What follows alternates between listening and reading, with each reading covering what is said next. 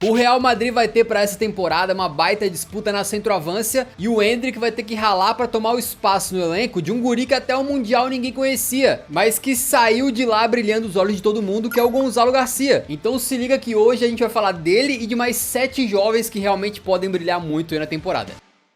O Gonçalo Garcia é da base do próprio Real Madrid, mas parece que ele não era assim considerado uma grande promessa, tanto é que até na temporada 24-25, já com 20 anos, uma idade onde muito moleque tá ganhando suas primeiras chances no profissional, ele tava jogando pelo Real Madrid Castilla no equivalente à Série C espanhola. Porém, assim, tava metendo gol a rodo. Foram 25 gols em 36 jogos no campeonato, o que, sejamos sinceros, como é terceira divisão, não quer dizer tanta coisa assim. Só que aí chegou o Mundial de Clubes, o Real Madrid com um novo técnico, o Xabi Alonso, e o Mbappé com uma gastroenterite que tirou ele praticamente de toda a competição, né, grande parte ali. O Endrick também tava se recuperando de lesão, portanto o Xabi Alonso olhou pro Gonçalo Garcia e falou: vai tu, meu querido. E poucas vezes a gente viu um jovem aproveitar uma chance dessas de forma tão perfeita, né? Começando como titular, ele marcou na estreia contra o Al Hilal, depois novamente meteu gol contra o Salzburg, fez o gol do 1-0 contra a Juventus nas oitavas e guardou mais um no 3-2 contra o Borussia nas quartas, sendo absolutamente decisivo e ainda terminando como artilheiro conjunto do Mundial de Clubes, fazendo todo mundo que nunca nem tinha ouvido falar dele começar a ficar de olho. Mas por que essa pode ser a temporada do Gonçalo Garcia então? Primeiramente, parece que o Real Madrid e o Xabi Alonso queriam como se fosse um novo Rosselló, um atacante com mais perfil de camisa 9, né, com uma presença de área maior, melhor no jogo aéreo, em comparação com outros caras que jogam ali na frente, como o Vini e o Mbappé, e que não seja uma estrela que aceite esse papel no elenco de um cara, pelo menos inicialmente, coadjuvante, que comece no banco, entre nas partidas eventualmente e sem reclamar, sem fazer caso, sem querer ter sua vaga garantida no time titular, né? E parece que pra essa função específica, o Gonçalo Garcia, assim, cabe igual uma luva. Ele se mostrou um gurizão dedicado, oportunista, bom no jogo aéreo, é prata da casa, então o Real não precisa contratar mais ninguém pra ser esse Rosselló da nova geração. E o principal rival do Gonçalo por essa vaga de reserva do Mbappé no ataque seria o Endrick, mas o Endrick na última temporada teve alguns problemas ali e começa essa temporada lesionado também. Então o Gonçalo Garcia parece, pelo menos, que sai na frente nessa disputa, e o Real Madrid aparentemente tá confiando nele, porque surgiu o interesse de outros clubes, como o Getafe, que queria o Gonçalo por empréstimo. O Real Madrid falou na dica de nada, e ainda foi lá e renovou o contrato do guri, então tem tudo pra ficar e meter os seus golzinhos aí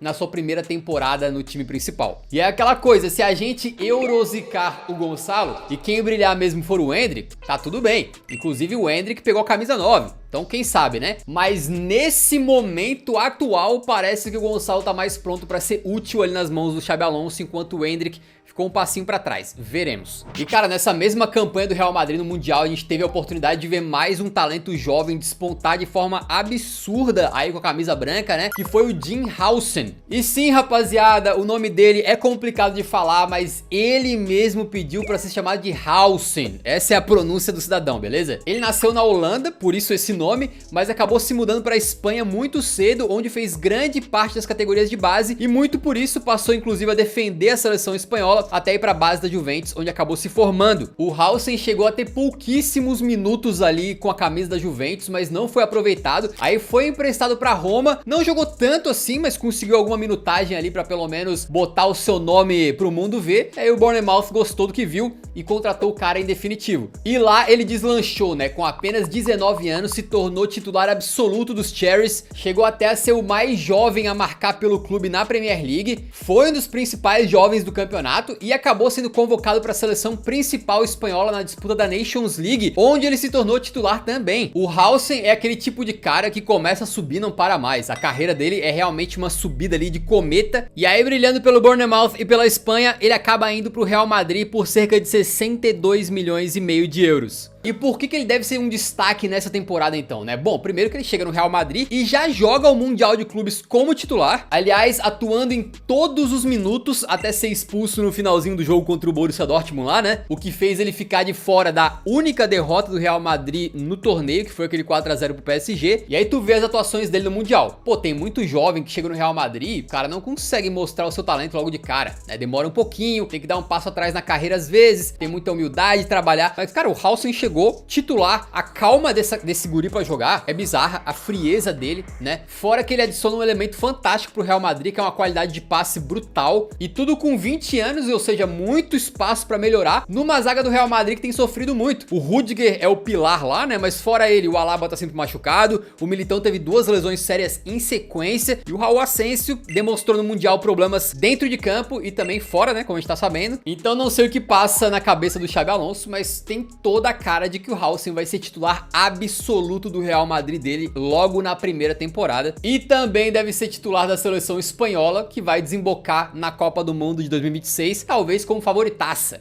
Então esse guri tem tudo pra brilhar e não é pouco. E vale lembrar que o nosso objetivo aqui é falar de jovens que assim, não são tão conhecidos ainda, que não brilharam na primeira prateleira tanto ainda, né? Então, por exemplo, o Bellingham tem idade pra estar num vídeo como esse, mas ele não vai entrar, muito menos o Yamal, pô. Então a gente tá buscando nomes que ainda estão pra dar esse salto pra elite da elite, entendeu? A gente falou dos jovens do Real Madrid e não mencionou o Endrick, né? O que é um pouco triste, mas o fato é de que tudo indica que vai ser mais uma temporada dele como reserva, e ele também tá começando a temporada lesionado, e também tem essa disputa agora com o Gonçalo Garcia, então tá com uma cara de pode ser um pouquinho complicado pra ele, né? Mas tem outra promessa joia do Palmeiras que tem tudo pra brilhar de forma absurda na temporada, que é o Estevão. Um dos maiores talentos do Brasil nos últimos tempos, ele acaba de chegar no Chelsea e, cara, tecnicamente o Estevão é muito craquinho e a história dele tem uma ascensão bem rápida também, né? Tem a base que ele faz no Cruzeiro, depois vai pro Palmeiras, onde se consolida como uma das maiores promessas do clube na história, e ele vai tendo destaque absurdo, inclusive em competições internacionais. Por exemplo, a gente já falou aqui no canal sobre a Copa do Mundo Sub-17 de 2023, onde ele foi um dos destaques. No Brasil ele oscilou um pouco por conta da idade, né? Aí os maldosos já vieram com aquela coisa de Cuiabá Man e tal, mas ainda assim ele teve números excelentes para um guri de 17 anos. Foram 13 gols e 9 assistências em 2024 em 31 jogos no Brasileirão, fazendo ele levar a bola de ouro de melhor jogador do Campeonato Brasileiro pela ESPN, e mesmo ainda sendo muito moleque e bem mais mirradinho, né, mais fraquinho, mais delgado que o restante dos jogadores aí. E aí essa que é a principal questão, né? Ele vai chegar no Chelsea e já vai ter uma vaga de cara pra ele esperando, ou vai precisar de uma temporada de adaptação? E se tu for ver a concorrência, o Chelsea tem pras pontas ali principalmente o Pedro Neto, que é um bom jogador, já aprovado na Premier League, mas acredito que em termos de talento puro aí o Estevão pode agregar bastante mais, né, do que o Pedro. E também tem o Jamie Gittens, que não tá tão longe do Estevão assim, o cara tem 2 anos a mais ali. Os próprios torcedores do Borussia Dortmund tinham bastante desconfiança em relação a ele, e joga mais de ponta esquerda, né? Então é possível que o Estevão tenha bastante espaço e bastante minutagem ali na ponta direita, e me parece que ele é o mais talentoso, né, com todo respeito aos outros. Só que como eu falei anteriormente, ali parece que no físico ele tá um pouquinho atrás, né? Ele é um jogador que precisa pegar um pouquinho de peso na academia ali. Talvez ele possa sofrer um pouco na Premier League por conta disso, mas cara, eu tenho a impressão de que de repente ele começa como reserva, e aí quando tiver ali cansaço de algum jogador do time, alguma lesão, ele entra, faz um salcedo num jogo ali de forma absurda, deitando o Maguire na base do drible, e depois não sai mais do time. Quem sabe, né? Ainda na Premier League tem um cara que já é conhecido há bastante tempo pelo potencial dele, mas que talvez tenha agora a possibilidade de se firmar como um craque conhecido a nível mundial e não sair mais dessa prateleira, que é o Ryan Cherki. O Cherki é uma promessa do Lyon já há muitos anos, né? Desde que ele tinha 16 ou 17 anos, já era apontado como uma grande futura estrela, mas em meio a lesões e momentos de baixa naturais ali para um jogador tão jovem, ele acabou um pouco de lado no clube francês em alguns momentos. Só que aí desde a temporada 22-23 para 23-24, ele vai tendo cada vez mais jogos como titular, até que faz uma campanha da temporada 24-25 muito boa, com direito a belos gols na Europa League contra o Manchester United, chamando assim a atenção do rival City e sendo contratado por um valor bem em conta para o mercado atual, pouco mais de 36 milhões de euros. No mundo onde o Elanga vale uns 60 conto e o Madueke, marromeno também, nessa faixa, né? O Cherki foi uma pechincha. Ele chega e já joga o Mundial de Clubes pelo City, naquele time bem experimental do Guardiola, onde ele tava fazendo uns mistões ali pra testar jogadores e tal. Mas por que essa pode ser a temporada de afirmação dele aí na primeira prateleira? Cara, primeiramente que assim, o Cherki ele é muito especial, ele é muito craque, talentosíssimo, daqueles jogadores mágicos mesmo, né? Que dribla com tanta facilidade que a bola cola no pé dele. Ele também tem uma visão de jogo fantástica. O cara é ambidestro, ele tem toda a capacidade de quebrar a defesa defesas adversárias não só com drible, mas também com bola enfiada, lançamento. Então é um cara que de repente pode até fazer o papel que era do Kevin De Bruyne, de ser esse cérebro mais criativo por trás da equipe. O De Bruyne foi pro Napoli agora, né? E embora o Cherki possa jogar mais aberto, mais pela ponta direita ali, ele atuou mais por dentro pelo Manchester City no Mundial. Mas seja aberto ou por dentro, me parece que ele é um cara que vai dar uma quantidade de assistências completamente surreal pro Haalandinho, por exemplo. Ele tá com 22 anos recém-completados, recebeu a camisa 10 do Manchester City e apesar de ter tido uma lesãozinha chata agora logo no começo da temporada, eu confio que ele vai voltar, ter bastante espaço e vai jogar demais. Ainda na Inglaterra, a gente vai falar de uma das grandes sensações da Premier League aí, que é o Ethan Nwaneri. O Nwaneri do Arsenal é um menino muito especial mesmo, né? Na base, ele era um talento absurdo. No Arsenal, todo mundo morria de amores ali por ele. E volta e meia, o guri tava marcando tipo 5 gols numa mesma partida, né? Aí ele foi pra seleção de base, onde pegou capitania, metia gol a rodo também. Era uma loucura. Aí tu pergunta, pô, o cara mete gol a rodo, é um centroavante matador? Nada disso. Ele é um meio atacante, um meio armador, que também pode jogar aberto, né? E que tem uma jogada extremamente característica, que é essa puxada pra perna esquerda e uma finalização no canto mais longe, né, do goleiro ali, que já virou marca registrada mesmo ele sendo muito novo. Ele já fez esse tipo de gol aí umas 500 mil vezes e por esse talento todo, não à toa, ele estreou na Premier League quando tinha 15 anos e na época se tornou o jogador mais jovem da história do campeonato inglês a entrar em campo. Só que isso foi lá na temporada 22-23. E aí na temporada 24 e 25, principalmente com lesões de Saka e Odegaard, a gente começa a ver o Nwaneri pela primeira vez se firmar mais como um jogador da equipe principal e aparecer pro mundo. Ele consegue acumular uma boa minutagem e até mete um golaço contra o Manchester City, por exemplo. Mas por que ele pode explodir e se consolidar agora na temporada 25-26? Bom, primeiramente ele tem apenas 18 anos, é muito talentoso e na pré-temporada do Arsenal, ele teve alguns lances ali em que parecia estar mais maduro, parecia estar com um físico um pouquinho mais desenvolvido, já é pra elite do futebol, e além disso parece que o clube confia nele porque renovaram o contrato até 2030. E quando tem uma joia dessas na mão assim, é um erro não botar o cara pra jogar, né? Ou tu empresta ele, ou se ele ficar no elenco principal, tu tem que dar chance pra ele se desenvolver. Então me parece que ele pode ser meio que o reserva imediato do Odegaard, como um meia mais armador mesmo, ou até, dependendo de como for aí, cansaço, lesões, desempenho dos outros pontas do Arsenal, ele pode ser o reserva do Saka ou de repente até cavar uma vaga do outro lado do campo, vai saber. Me parece que ele tem muito talento pra uma hora pegar uma vaguinha no time titular aí, e aí de repente se o Arteta tiver que encaixar ele, Odegaard e Saka ao mesmo tempo, os três metendo bola pro Gyökeres ali, aí é problema do Arteta, não meu.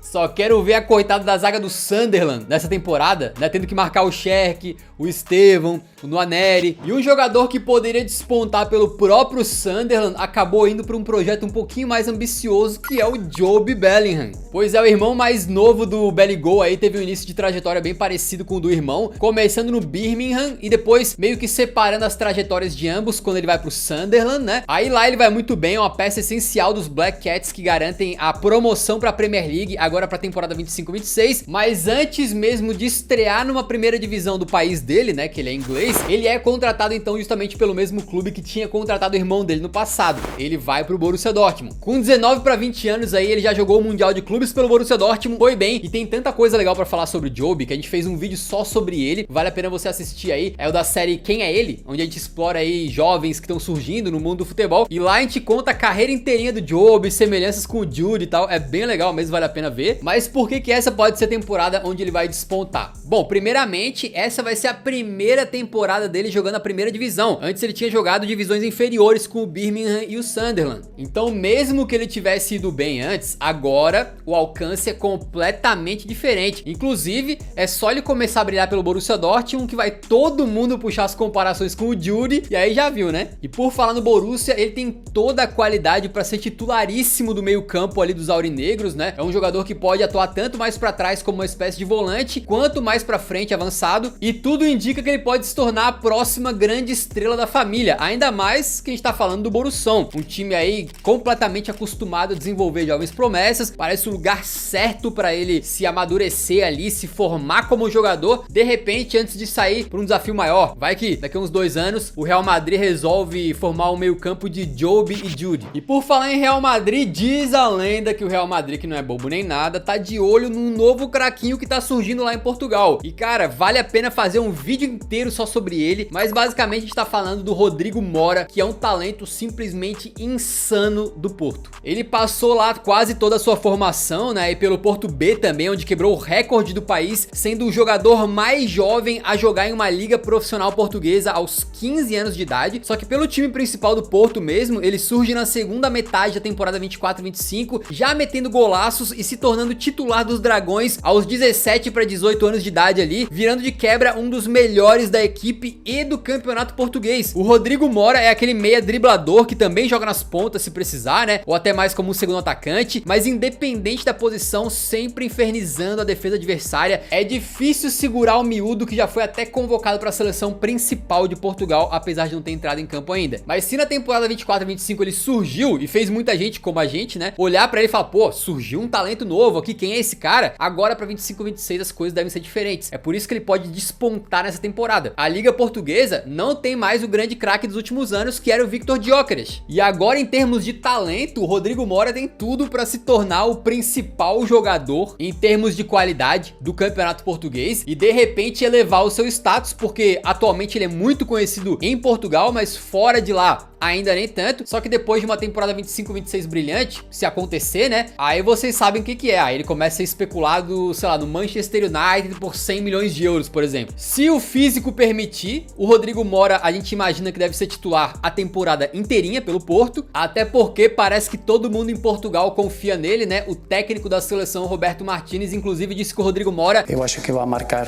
uma era no futebol português.